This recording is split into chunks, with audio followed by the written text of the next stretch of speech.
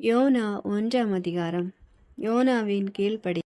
அமித்தியாயின் மகன் யோனாவுக்கு ஆண்டவரின் வாக்கு அருளப்பட்டது.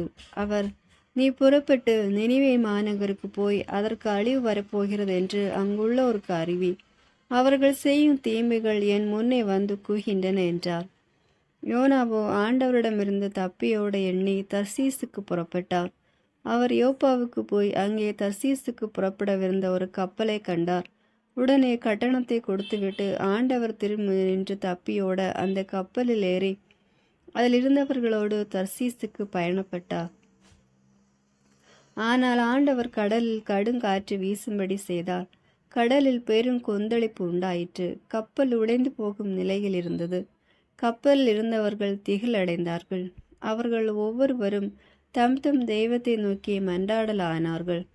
கப்பலின் பழுவை குறைப்பதற்காக அவர்கள் அங்கிருந்த சரக்குகளை கடலில் தூக்கி எறிந்தார்கள்.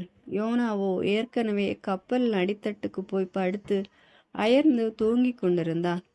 கப்பல் தலைவன் அவரிடம் வந்து, என்ன இது, இப்படி தூங்கிக் கொண்டிருக்கிறாயே? எழுந்திரு, நீயும் உன் தெய்வத்தை நோக்கி வேண்டிக்கொள். ஒருவேளை அந்த தெய்வமாவது நம்மை காப்பாற்றலாம், நாம் அழிந்து போகாதிருப்போம் என்றான். பிறகு கப்பல் இருந்தவர்கள், நமக்கு இந்த பெருந்தீங்கு யாரால் வந்தது என்று கண்டறிய சீட்டு குலுக்குவோம் என்று ஒருவரோடு ஒருவர் பேசிக்கொண்டார்கள். அவ்வாறே அவர்கள் சீட்டு குலுக்கி போட்டார்கள். சீட்டு யோனாவின் பெயருக்கு விழுந்தது.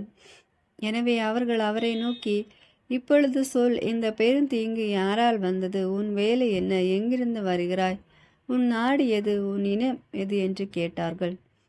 அதற்கு அவர், நான் ஒரு எபிரியேன், நீரையும் நிலத்தையும் படைத்த விண்ணக கடவுளாகிய ஆண்டவரை வழிபடுபவன் என்று சொன்னார். மேலும் தாம் அந்த ஆண்டவரிடமிருந்து தப்பியோடி வந்ததாகவும் கூறினார். எனவே அவர்கள் மிகவும் அஞ்சி, நீ ஏன் இப்படி செய்தாய் என்று கேட்டார்கள். கடலில் கொந்தளிப்பு மேலும் கடுமையாகி கொண்டிருந்ததால் அவர்கள் யோனாவிடம், கடல் கொந்தளிப்பு அடங்கும்படி நாங்கள் உன்னை என்ன செய்ய வேண்டும் என்று கேட்டார்கள். அதற்கு அவர், நீங்கள் என்னை தூக்கி கடலில் எறிந்து விடுங்கள், அப்பொழுது கொந்தளிப்பு அடங்கிவிடும், நீங்கள் பிழைத்து கொள்வீர்கள். உங்களை தாக்கும் இந்த கடும் புயல் என்னால் தான் உண்டாயிற்று என்பது எனக்கு தெரியும் என்றார். ஆயினும் அவர்கள் கரை போய் சேர மிகுந்த வலிமையுடன் தண்டு வலித்தனர். ஆனால் அவர்களால் இயலவில்லை, ஏனெனில் கடலில் கொந்தளிப்பு மேலும் மிகுதியாகி கொண்டே இருந்தது. அதை கண்டு ஆண்டவரை நோக்கி கதறி, ஆண்டவரே, இந்த மனிதனுடைய உயிரின் பொருட்டு எங்களை அழிய விட வேண்டாம். குற்றமில்லாத ஒருவனை சாகடித்ததாக எங்கள் மீது பழி சுமத்த வேண்டாம். ஏனெனில் ஆண்டவராகிய நீரை உமது திருவுளத்திற்கேற்ப இவ்வாறு செய்கிறீர் என்று சொல்லி மன்றாடினார்கள். பிறகு அவர்கள் யோனாவை தூக்கி கடலில் எறிந்தார்கள். கடல் கொந்தளிப்பும் தணிந்தது. அதை கண்டு அந்த மனிதர்கள் ஆண்டவருக்கு மிகவும் அஞ்சினார்கள். அவர்கள் ஆண்டவருக்கு பலி செலுத்தினார்கள், பொருத்தனைகளும் செய்து கொண்டார்கள். ஆண்டவர் ஏற்பாடு செய்திருந்தபடியே ஒரு பெரிய மீன் வந்து யோனாவை விழுங்கிற்று. யோனா 3 நாள் அல்லும் பகலும் அந்த மீன் வயிற்றில் இருந்தார். 2ஆம் அதிகாரம். யோனாவின் மன்றாட்டு. யோனா அந்த மீன் வயிற்றில் இருந்தவாறு தம் கடவுளாகிய ஆண்டவரிடம் மன்றாடலானார். ஆண்டவரே, எனக்கு இக்கட்டு வந்த வேளைகளில் நான் உம்மை நோக்கி மன்றாடினேன். நீர் என் மன்றாட்டுக்கு செவி சாய்த்தீர். பாதாளத்தின் நடுவிலிருந்து உம்மை நோக்கி கதறினேன். என் கூக்குரலுக்கு நீர் செவி கொடுத்தீர். நடுக்கடலின் ஆழத்திற்குள் என்னை தள்ளினீர். தண்ணீர் பெருக்கு என்னை சூழ்ந்து கொண்டது. நீர் அனுப்பிய அலை திரை எல்லாம் என் மீது புரண்டு கடந்து சென்றன. அப்பொழுது நான் உமது முன்னிலையிலிருந்து புறம்பே தள்ளப்பட்டேன். இனி எவ்வாறு உமது கோவிலை பார்க்க போகிறேன் என்று சொல்லி கொண்டேன். மூச்சு திணறும்படி தண்ணீர் என்னை அழுத்திற்று. ஆழ்கடல் என்னை சூழ்ந்தது. மூச்சு திணறும்படி தண்ணீர் என்னை அழுத்திற்று.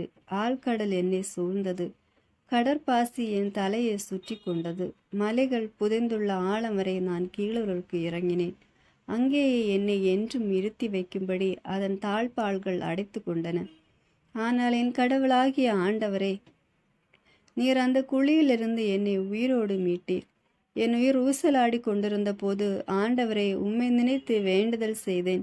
உம்மை நோக்கி நான் எழுப்பிய மன்றாட்டு உமது கோவிலே வந்தடைந்தது. பயனற்ற சிலைகளை வணங்குகின்றவர்கள் உம்மிடம் கொண்டிருந்த பற்றினை கைவிட்டார்கள். ஆனால் நான் உம்மை புகழ்ந்து பாடி உமக்கு நன்றி பலி செலுத்துவேன்.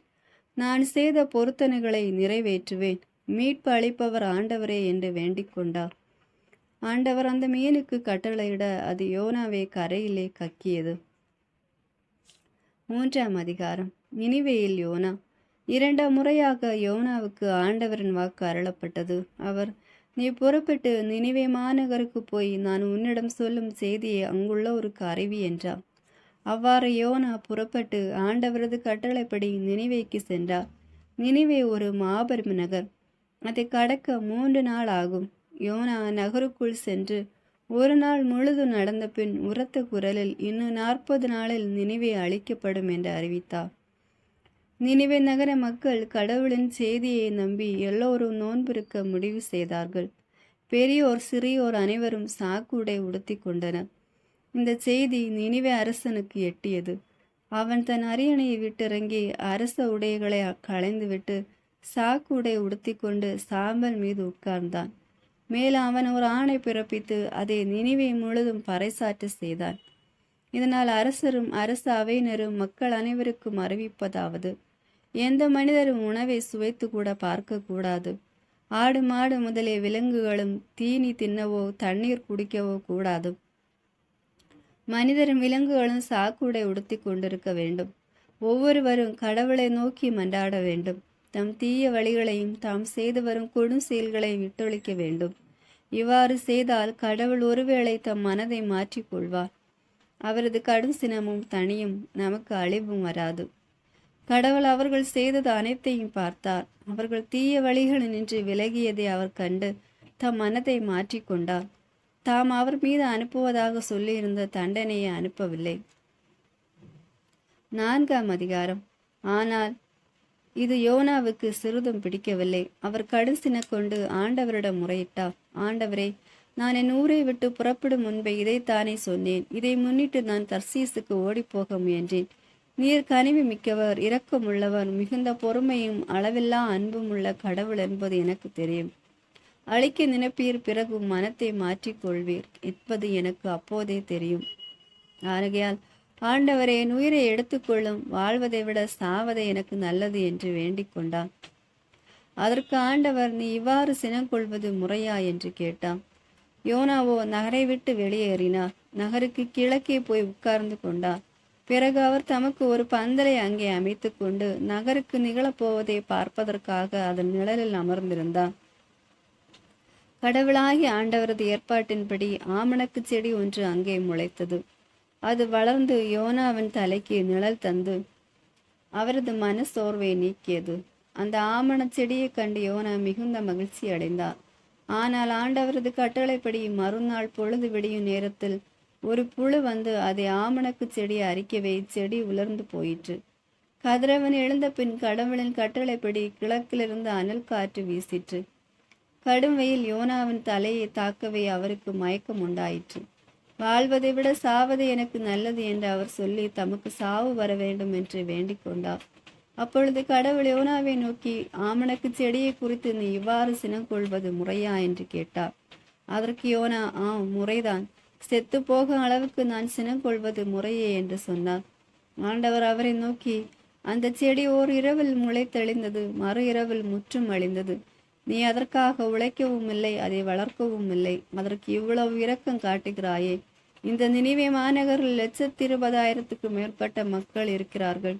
வழக்கை எது இடக்கை எது என்று கூட சொல்ல தெரியாத இத்தனை மக்களும் அவர்களோடு எண்ணிறைந்த கால்நடைகளும் உள்ள இந்த மாநகருக்கு நான் இரக்கம் காட்டாமல் இருப்பேனோ என்றான்.